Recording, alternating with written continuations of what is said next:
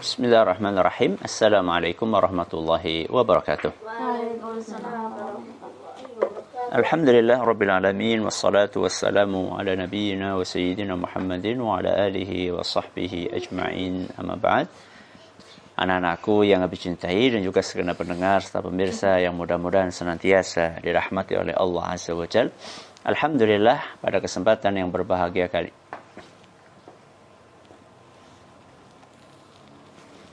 kita masih kembali diberi kekuatan oleh Allah Azza wa Jalla sehingga bisa menghadiri pertemuan pagi hari ini. Alhamdulillah, kali ini kita akan masuki bab yang ke-9. Sudah ketemu nak bab 9? Halaman 37. Mana kitabnya masih sama? Itu buku rusak nak, jangan diduduki. Sudah ketemu? Ya. Ini silakan yang punya kitabnya dibuka halaman 37. Ya, Mas Usama. Mas Anjasya. Bismillahirrahmanirrahim. Qala al-mu'allif rahimahullah. Babu ma jaa'a fi anna Allah tajazat taubata ala sahibil bid'ah. Bab Allah menghalangi ahli bid'ah dari taubat. Hadza marwiyun min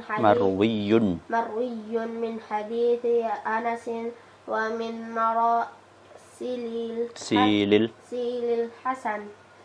Hal ini diriwayatkan dalam hadis Anas dan dalam hadis mursal Hasan. Hadis riwayat Ibnu Abi Asim nomor 37 dalam As-Sunnah dan Al-Baihaqi nomor 7238 dalam Syu'abul Iman. Barakallahu fiik. Ini adalah bab yang baru yang berjudul Babu ma jaa'a fi anna Allah ihtajazat taubata ala sahibil bid'ah. Yaitu intinya bahwa Allah Subhanahu wa taala mempersulit atau menghalangi ya orang pelaku bid'ah dari taubat. Maksudnya bagaimana? Bukannya Allah nggak pengen pelaku bid'ah itu taubat, bukan.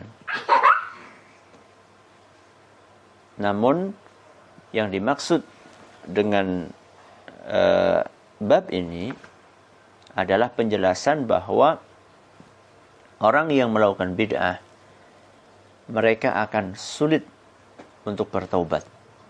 Ya. Kenapa sulit bertaubat? Karena orang taubat itu perlu diawali dengan perasaan bersalah. Begini, orang nggak akan taubat kalau dia nggak merasa bersalah. Bener kok. Suruh taubat gimana? Bener kok. Gitu kan, kayak gitu kan. Nah, perhatikan coba. Beda antara bid'ah dengan maksiat. Ya. Ketika orang berbuat maksiat, misal jengkel-jengkel, marah-marah. Itu kalau dinasihati pas lagi jengkel gimana? Biasanya mental.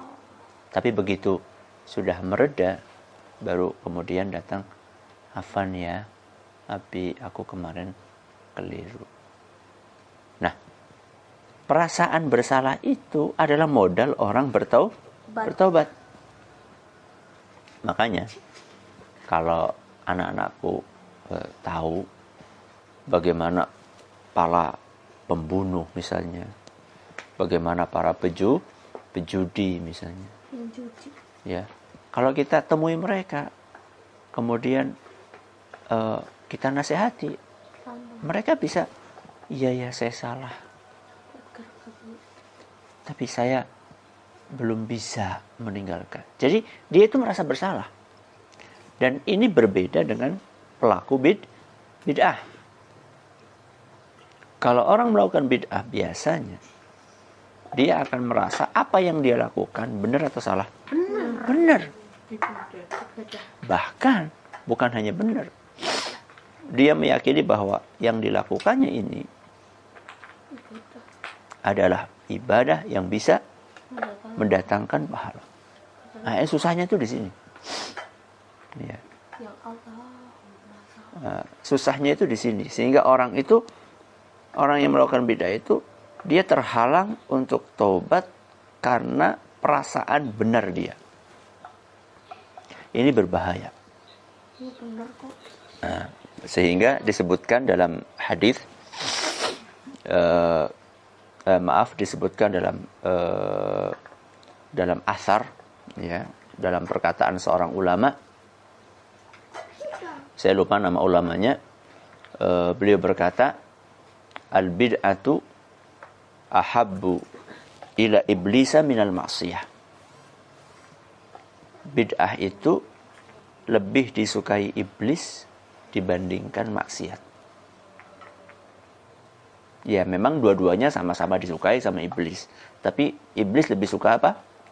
Bid'ah. Kenapa? Karena yang berbuat nggak merasa salah. Betul. Li'annal bid'ata li'annal ma'siyata yutabu minha wal bid'ata la yutabu minha. Karena maksiat itu pelakunya lebih gampang untuk bertaubat, sedangkan bid'ah pelakunya susah untuk bertaubat.